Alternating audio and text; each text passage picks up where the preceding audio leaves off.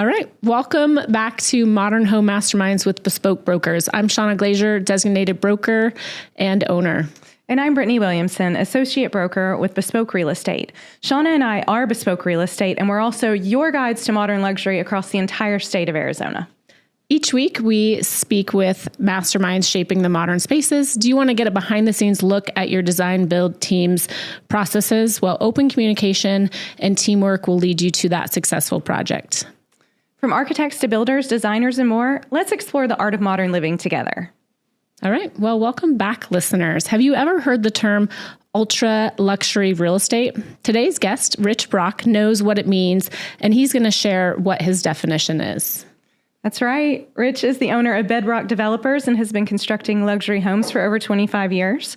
Moving into the modern architecture space around 2007, BedBrock has built numerous of what you refer to as ultra luxury properties in and around Scottsdale and Paradise Valley.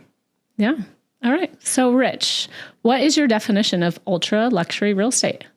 I would say, good afternoon. Yeah. I would say that ultra luxury is the top of the pyramid. So it's the best of the best. It's the most expensive, and it leaves nothing to the imagination. Yeah. Would you say that's what your products are? Is that what you deliver or strive to deliver? Yeah, I would say, and I would say organically we've moved up market over the years.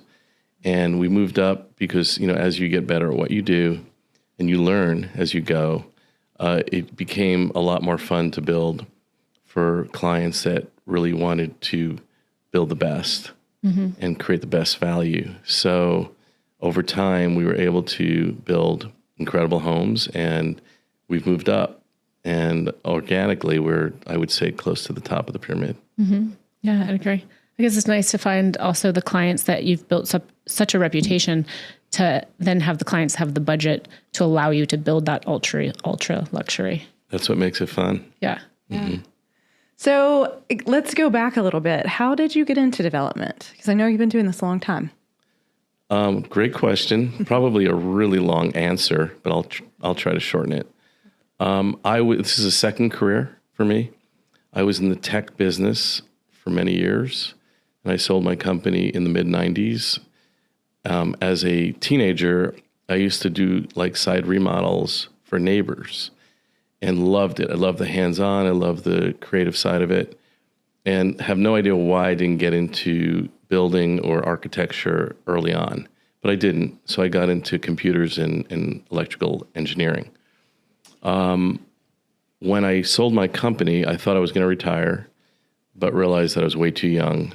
So I thought, well, this is the time to get into real estate and development. So I ended up getting into it just as a hobby, and I bought my first home and gutted it and remodeled it.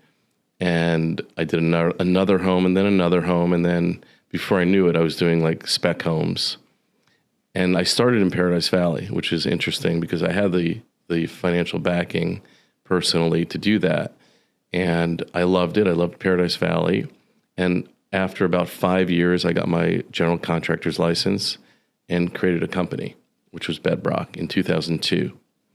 And we just started building spec homes.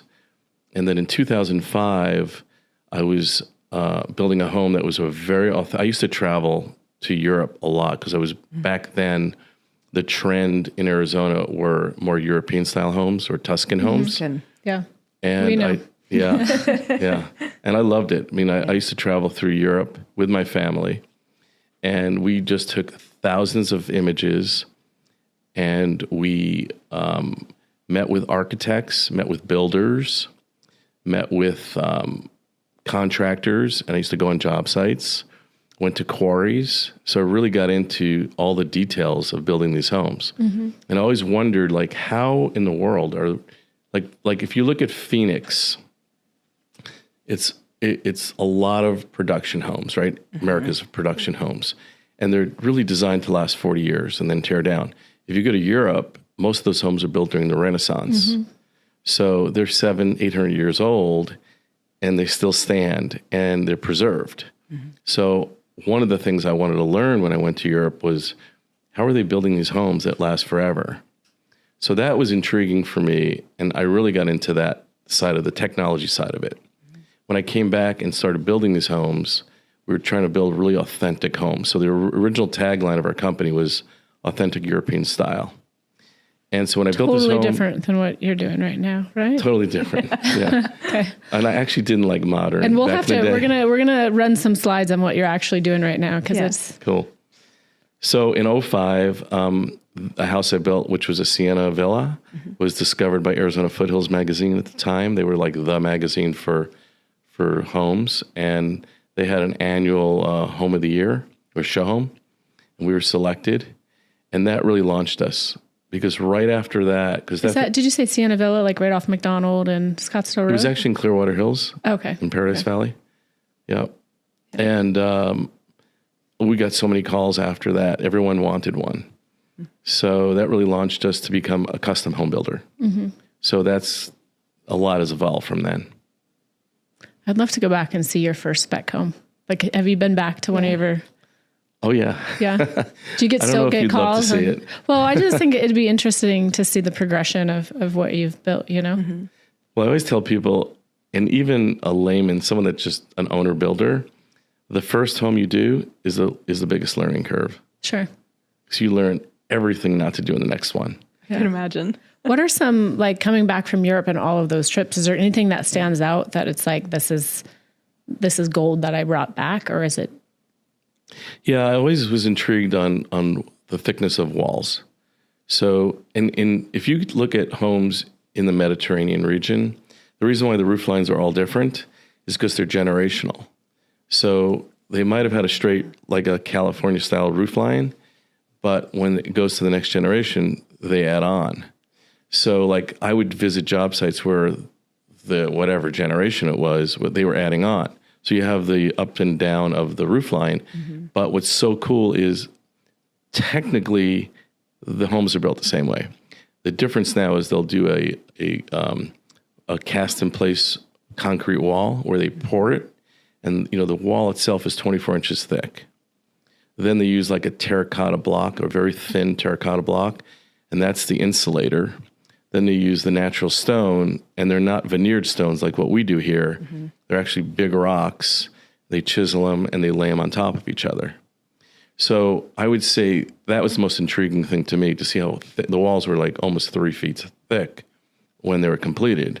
So you can understand how well insulated they are and how solid they are. Why they hold up the way they do. Exactly. I thought it was interesting that you brought that up. I've often wondered about that. You think about a lot of the homes here, and they either need to be remodeled, people are constantly remodeling here, but, right. Or tearing down and rebuilding. And it's a home that was built maybe in the 90s, Exactly. And that doesn't happen in other places. But I'll tell you what's really cool about Europe or Italy is if you go through the homes, a lot of them are modern inside. So they can't change the outside. So the outside's old world, inside is very clean lines, very modern. Yeah, no, I've spent some time in Italy, and I agree. It's that way. All right, so you and your team do a lot of development, architecture, landscape, home concierge service, real estate. What made you branch out into all these different industries and kind of do them together? So I think, this is not my first business. I think what was important is being able to deliver to the client efficiently, economically, and managing everything. So I think as your business grows, because you're really subcontracting everything around you, especially being a builder, what we realized is a lot of the internal things that we do were better managed if we brought it in-house. So, there's different aspects of it, but I can start with architecture. We've worked with some of the greatest architects in town, and I love them all. But during the busy time, we couldn't get plans for up to a year. So if we met the client, we told the client, it's going to be a year by the time you get plans, they usually weren't happy about it. So we thought it'd be better to have that in-house, because then we can manage our client base. That architect is dedicated to us, so we know that we could, of course, forecast better with the client. That makes So- sense. Just more control too. Yes. Client control, quality Yep. control. Yep. And same with the real estate, with everything that you brought in-house. Yeah, the real estate was a tough one for me because I have such great relationships with so many real estate agents in town. And it's important. I always say, you guys, agents are our ambassadors, our sales force. So you don't want to ever alienate that. However, when we got into developing communities versus developing just one-off custom homes, we had to sell those, right? And a lot of that was pre-sold. And I have worked with some great agents, but we're really part-time for them because they're listing agents and they have other clients and they really can't dedicate the time I would want to be successful in selling our communities. So that was the primary reason we thought we had to bring that in-house. When you're outsourcing your sales force for a company, it's very difficult to be ultra successful. Yeah, and I have to plug your real estate sales team. Celia and Nicole are absolutely fantastic, and we love working with them. Yes. And it's interesting because not only are they selling your product, but they've reached out to us multiple times. They're helping you look for land for your clients, right? And they're not taking those great deals that we have a lot of off-market properties that we network with, and they are taking them directly to your clients. So your clients are, so you really have a full service in-house product going, which is, it's neat and rare to find. Yeah, it is. What I've found to be so impressive about you just in the past, I would say probably 10 years, is your ability to scale, which I'm sure some of that, bringing some of those things in-house definitely helped with that. But you have so many projects going right now. And I know that we have a PowerPoint or a little PDF that kind of shows the different communities that you've done and some of them that you have going right now. How do you manage so many projects at once? Well, let me say that we didn't jump and do all those at once. Yeah. So And some are still going. Yes. we were doing one-off specs like most builders do locally. But I saw an opportunity. The first one was Continental Estates, and it was an old school in Paradise Valley that was abandoned, and the land was for sale. And I thought, wow, this would be a great opportunity to put 4 homes next to each other because I believe that each one would sell each other. One of the the downfalls of Paradise Valley is there's a whole mishmash of stuff, right? You have one old home next to one new home, and you as agents know it's really hard to even get accurate comps when you have something like that. So I thought if I did 4 great homes next to each other, they would help sell each other, and that was the case. And really, in Kachina, we started doing modern probably in 2012, and Kachina was probably 2016. And it was really our first modern community. And I'll say this, people would come in and, because Arizona is so trendy, Paradise Valley is very trendy. And they would go, wow, this is a cool house. I mean, except I couldn't live in it because people are so used to living in those Tuscan homes. But of course, that's all changed. And right now it went from 20% to 80% of the market. Yep. So getting into the subdivisions, so Kachina was a success. We were also able to set records on price per foot. So we thought, wow, we could build a higher end home and set a new bar on what sales are. So then we jumped into, we got an opportunity to buy the Herberger property in Paradise Valley, which was 14 acres, and we put 11 homes on it, which is Camaldale Estates. We built that community from the day we started, design-wise, to the day the last homeowner moved in was 4 years in and out. 11 properties? 11 properties. And That's because it was flat, Rich. You didn't have Hillside Review. Yes, they were definitely flat. But it was a great project. And CP Druitt was the architect on that. And we just decided we're going to go all out, for a spec. We weren't at the top of the pyramid, but we were really a high-end product. We thought, you know what, let's do it. Because I think if we build a good house, those types of clients will find us. If you build it, they will come. If you build it, they will come. And that happened. Yeah. Yep. A lot of ball ball players, athletes in that community. And they're Yes. reselling now and still, record Double the breaking. price. Yeah, it's incredible. Yeah. Yeah. Well, we know you're using a handful of different architects in Crown Canyon, and just curious, like, how do you go about picking which architect? I know you have your in-house staff, but if you're going to use an outside architect, or what is your philosophy on the design process and your background with that? Yeah. So Crown Canyon, I came in later on. There was an owner who bought the property, and maybe we should I want to actually just tell our audience what Crown Canyon is. It's 30 acres in Paradise Valley and 12 home sites. Is that correct? yeah, and I'll just a little background. Yep, please. Crown Canyon is in the Phoenix Mountain Preserve. It was a land swap about 40 years ago with someone that owned land along the 51 freeway. So they swapped that. They wanted to build a freeway there, so they swapped the land. And then it was bought out by a gentleman named Kevin Groman, who came in and put millions of dollars in infrastructure in and tried to sell off the lots. Didn't work, right? Hillside lots as a lot are harder to sell and hard to build. So he couldn't sell the lots. Although we came along and became the developer and partner. And so we decided to build, and there are 12 lots on 30 acres. We manage, control 10 of them. So there's one existing home that's in there that's been there about 40 years. And then there's one other lot that's owned by someone else. And so we're building 7 specs and 3 custom home sites. We've already sold 2 of the custom home sites, and one of the homes is a record breaker on sales price. And it's as high end as it gets, the house itself. Did I hear there's an ice rink? Well, that's not that one. That's No, but there is an ice rink in one of those. Underground ice hockey rink. This Crown Canyon is the definition, if people want to see it in person, of ultra luxury. Yeah. I think. Yeah. Yeah. No, they do. And I don't know if this bugs you, but you tell me, because I can stop using the term. When I'm in Crown Canyon, I feel like I'm in the silverleaf of Paradise Valley. You're in this beautiful canyon surrounded by all brand new residential, which I feel like you get in. It has very Silverleaf Canyon vibes as far as the view and the privacy of it.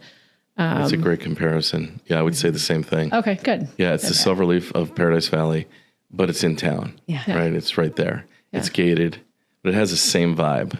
Totally agree with that. And we had the opportunity to view your home there too. And it was just so different than what else is on the market right now. Just like moody. Can I say sexy on a podcast? Yeah. Just different. Yeah. It was just different. It wasn't these big, bright spaces. It was just more controlled and intimate. I really, really liked it. Yeah. And it has a mid-century modern vibe. Yeah, it's actually inspired by Ralph Haver, Okay. who was Should make sense. he was a famous Arizona architect, course, right, in the 40s, 50s, 60s. And he used to build tract homes, like tract communities, and he's built lots of homes. Yep. He was Haverhoods. Haverhood. Never known for this, right, for high-end stuff. But C.P. Druitt, it was inspired by Ralph Haver and designed that. And yeah, I fell when I saw that house, I was like, oh my God, that house is so different. Yeah. Yeah. Are you loving it? Loving it. Yeah. And Love Crown Canyon. Yeah. It's so private in there and quiet. well, and I think go back to is there any link to Frank Lloyd Wright in the architects that you've picked with Swayback? And Yeah. So I was going to tell you the story. So when I got involved with Kevin, he had already contracted Swayback to do 2 of the homes. oh, okay.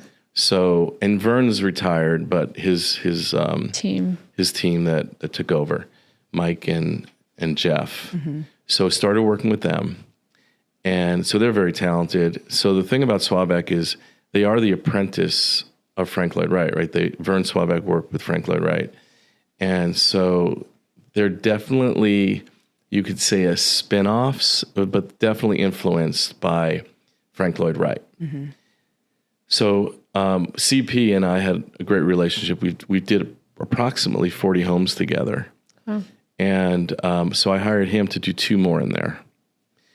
And long story short, there are 2 other guys that worked for CP that went out on their own, and then they came to work for me. And both of them worked for CP over a period of time. CP worked for Vern Swabach for 3 years. So we realized that there was a lineage to Frank Lloyd Wright. So we call it the red line to Frank Lloyd Wright. So we've marketed it that way as well. So if you look at all of the homes in there, the designs, they all have that feel of a Frank Lloyd Wright home. That's funny. Did you go with me to view Jade? No, I think Helen went with me to view when you guys had an open at Jade. Your one that's not finished yet? No, it's not finished yet. But there was like a private broker open. I could have sworn that was a swap. I didn't realize that was CP Druitt. That's CP Druitt. But it's funny. I didn't know that he worked for Swabach. So that's interesting. Yeah. Interesting. Do you want to tell us a little bit about any of your other projects that you have going on right now? Yeah. So if you want to just pull that one slide, I can we can go through the homes. If you go back, Marty, to the communities, maybe up a little bit.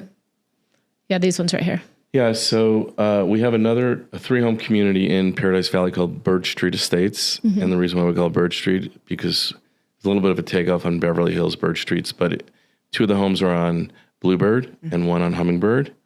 And one of the homes is kind of we call a formal European style. The other 2 are pretty modern. Then we have Mummy View Estates in Paradise Valley. That's a 4-home on each 2-acre lots. And we're really marketing that towards car guys, big garages, 10, 15 car garages.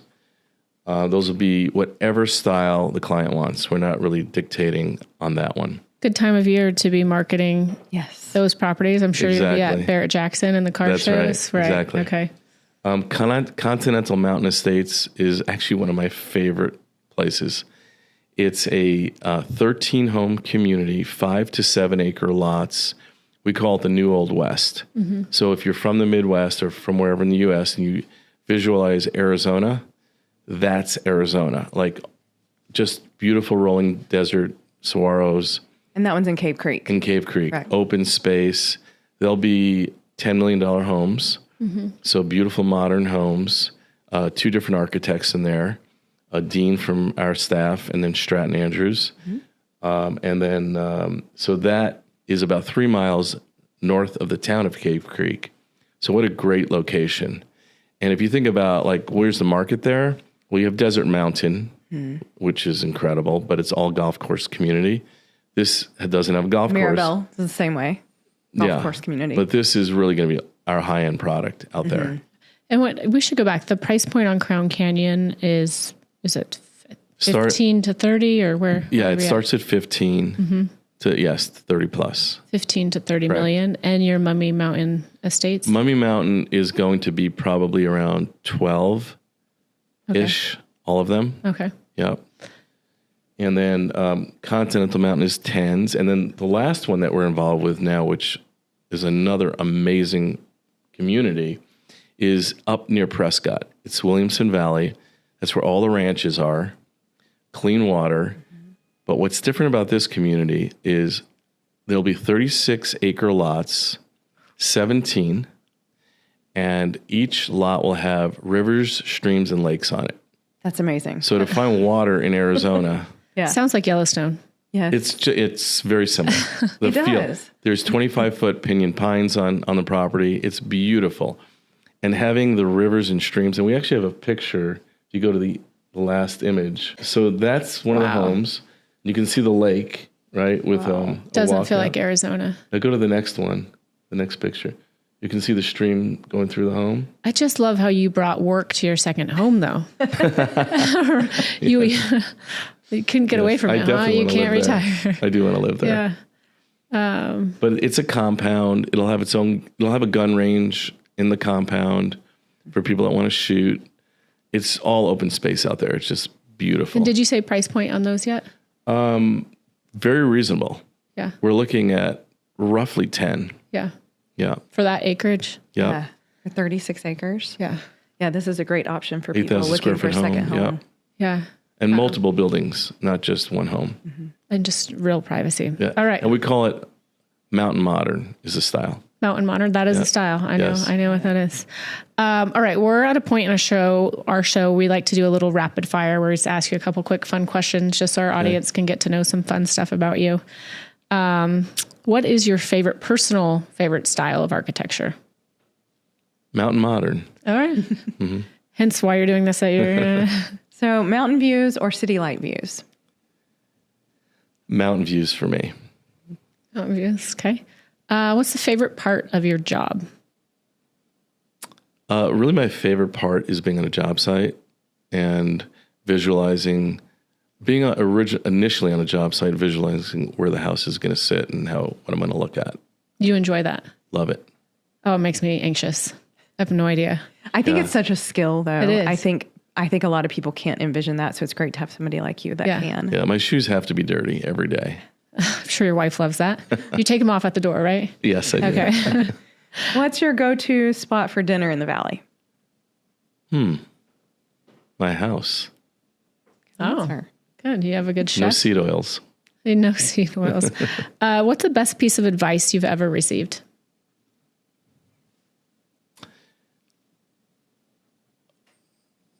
Be honest, have integrity. For sure. Love that. It's a great one.